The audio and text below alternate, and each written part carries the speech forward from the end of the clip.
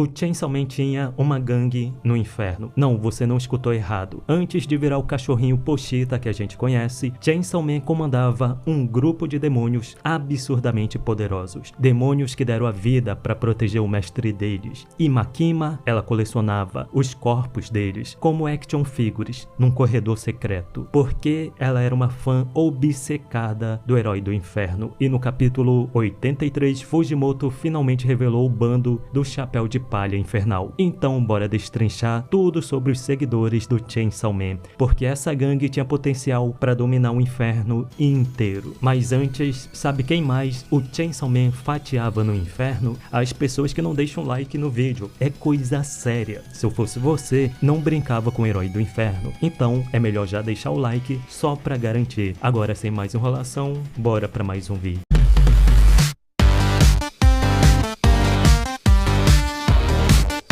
Primeiro, contexto. O Chainsaw Man era um dos demônios mais temidos do inferno, mas diferente dos outros demônios, o poder dele crescia a cada dia. Não porque os humanos tinham medo dele, e sim porque os próprios demônios temiam ele. Se um demônio chorava por ajuda, ele aparecia, mas não para salvar, e sim para destruir tudo.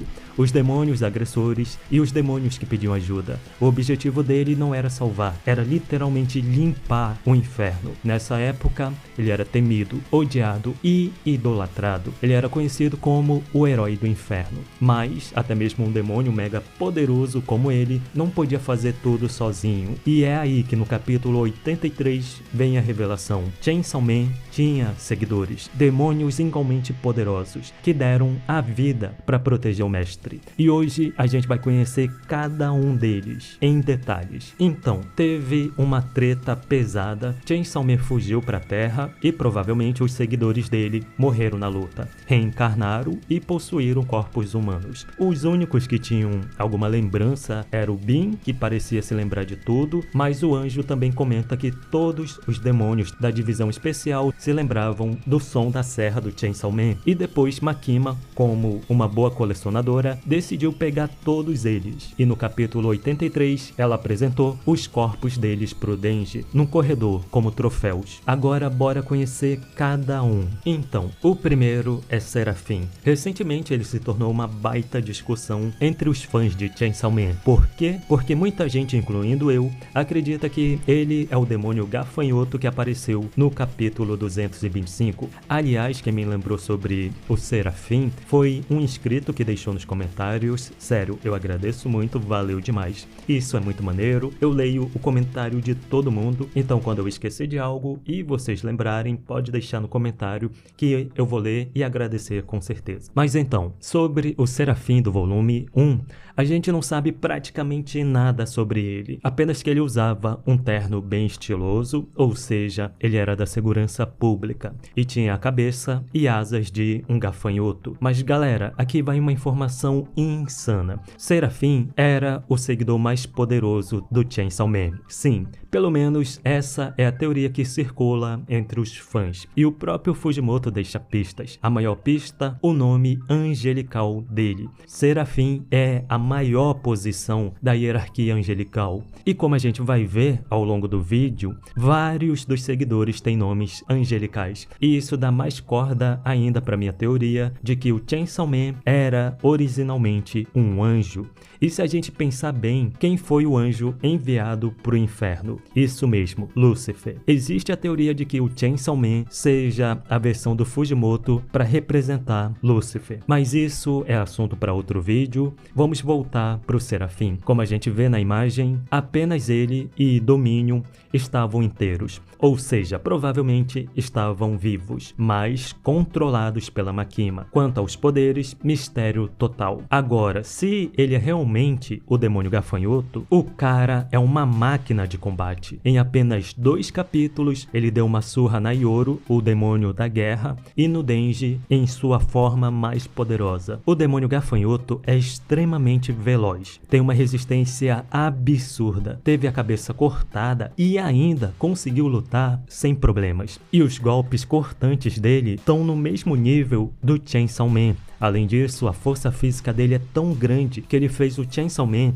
atravessar prédios com seus golpes. Então dá pra entender por que ele seria o seguidor mais poderoso. Agora vamos pro seguidor mais fiel, o Bin. Bin é o demônio tubarão e um dos melhores personagens da parte 1, um dos mais engraçados. O cara tem uma inocência quase infantil e uma lealdade muito grande com o Chainsaw Man. De todos, ele parece ser um fã fanático de verdade, sempre disposto a seguir os planos do Denji, não importa o quão idiota seja. O cara chega ao ponto de chamar o Denji de Lorde ou Mestre, dependendo da tradução. Além disso, Bin parece ser o único a lembrar do Chainsaw Man na época do inferno. No entanto, ele não fala nada por causa da Makima. Em sua forma básica, Bin tem a aparência de um jovem com um focinho de tubarão na cabeça. Em sua transformação demoníaca, ele assume a forma completa de um tubarão gigante. E em uma das cenas mais iradas do volume 1 e no filme da Eraser, Bin se transforma completamente e serve de montaria para o Chainsaw Man. Os dois fazem uma dupla muito engraçada, mais poderosa. Quanto aos poderes, Bin tem a capacidade de nadar através de objetos sólidos, permitindo passar pelas paredes e pelo chão como se fosse água, além de fazer tudo que um tubarão de verdade consegue. E assim como os outros, o nome dele tem origem angelical, vem de querubim. Como a gente vê na cena do corredor, Bin está ao lado de Serafim, e isso combina com sua posição angelical, sendo um dos anjos mais próximos de Deus. O próximo é o nosso pacifista, o demônio da violência. Ele seria capaz de matar pelo Prêmio Nobel da Paz. Originalmente conhecido como demônio da violência, a Makima revelou que seu verdadeiro nome é Galgali, mas vou chamar ele de demônio da violência mesmo. Na participação dele na parte 1, a gente viu que apesar da origem demoníaca, ele é super gente boa, ele odeia violência e ama a paz. E isso se deve ao fato dele ter muitas memórias do hospedeiro humano. Então isso influenciou a versão demoníaca, além de ser um homem de bom gosto. Por quê? Porque ele era o mais próximo da Kobeni e os fãs até shippavam os dois. E todo mundo que tem bom gosto gosta dela. Eu sei que você vai falar,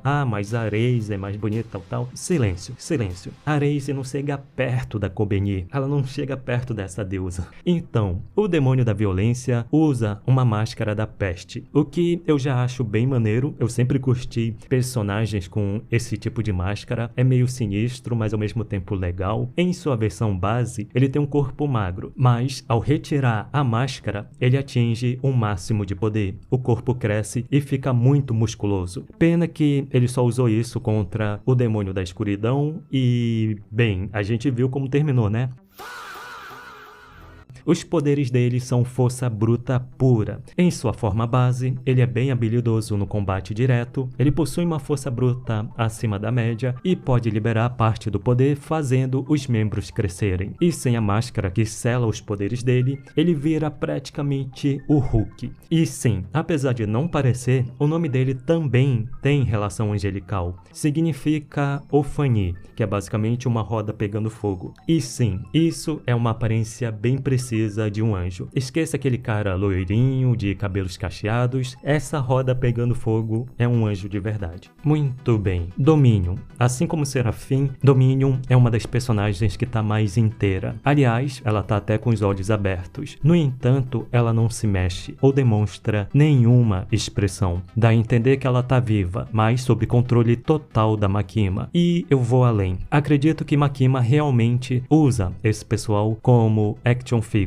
Ou seja, ela deve deixar eles naquele corredor o tempo todo, apenas para serem exibidos. É quase como aqueles animais empalhados. Sobre Dominion, a gente tem zero informação. Essa é a primeira e única aparição da personagem. Não sei nem se ela é realmente mulher. Só me refiro no feminino por causa da aparência. Mas vale falar, o demônio anjo tem a aparência feminina, mas é homem. Então Dominion é um mistério total. O que a gente pode teorizar é o papel dela na hierarquia angelical. Porque Dominion é um nome direto ao panteão de anjos. Literalmente, o Fujimoto não tenta esconder a referência angelical. Os Dominions são a segunda esfera angelical. E são tipo os governadores dos anjos, responsáveis por manter manter a ordem entre eles. Então talvez no grupo do Herói do Inferno, Dominion fosse o cérebro da equipe, responsável por comandar as missões, ou no mínimo manter o grupo equilibrado.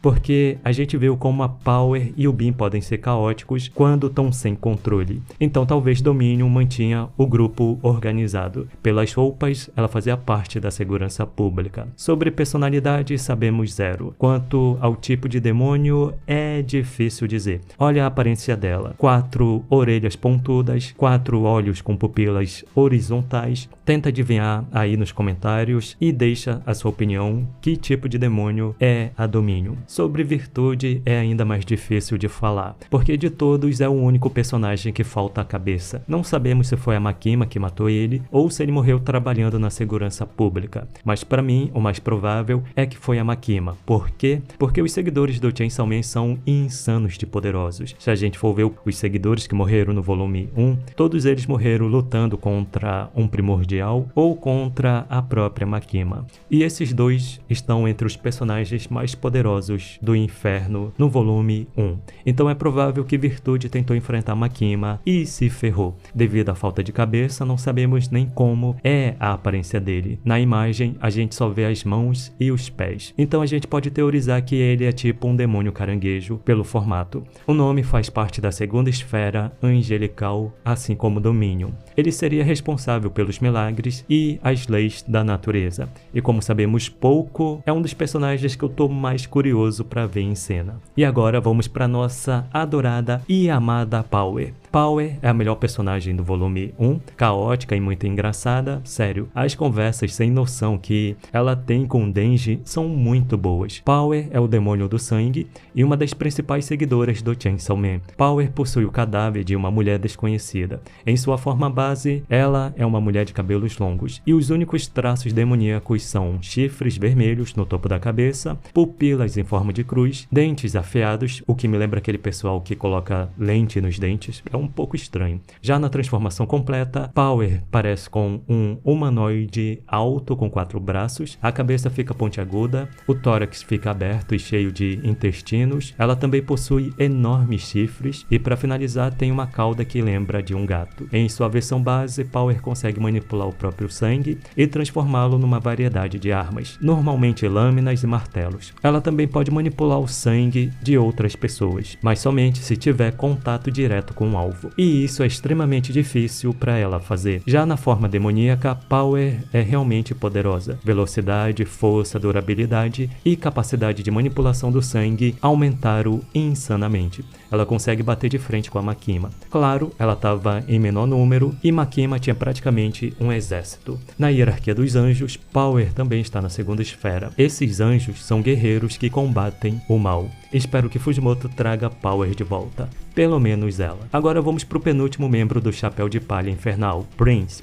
A Mulher-Aranha esteve presente no volume 1, apesar de ter passado muito pouco tempo com o grupo principal. Na real, Prince era extremamente fiel a Makima. Claro, ela deveria estar sendo controlada. Prince é o demônio-aranha e representa o conceito das aranhas, como personificação do medo de aranhas. Prince faz tudo o que uma aranha pode fazer: andar sobre paredes, tem membros de aranha para perfurar os inimigos, sua aparência é de uma mulher jovem de cabelos pretos e longos. Além disso, Prince tem tipo um zíper no meio do rosto. E se aberto, ela consegue invocar uma pessoa, assim como fez para invocar Makima na luta contra o demônio da escuridão. Assim como Bean, Prince consegue atravessar áreas sólidas. Mas nessa questão, ela não parece estar no mesmo nível do Bean. Na classificação angelical, Prince estaria na esfera inferior, a terceira esfera, e o papel seria de proteger nações e instituições religiosas. Seguidor 8, Demônio Anjo. Agora vamos para o último membro, o Demônio Anjo. Com esse você não vai me perguntar se ele tem alguma relação angelical. O cara é literalmente a personificação do medo das pessoas sobre anjos, o que é no mínimo um medo meio estranho. Tudo bem, o pessoal tem medo do anjo da roda, né?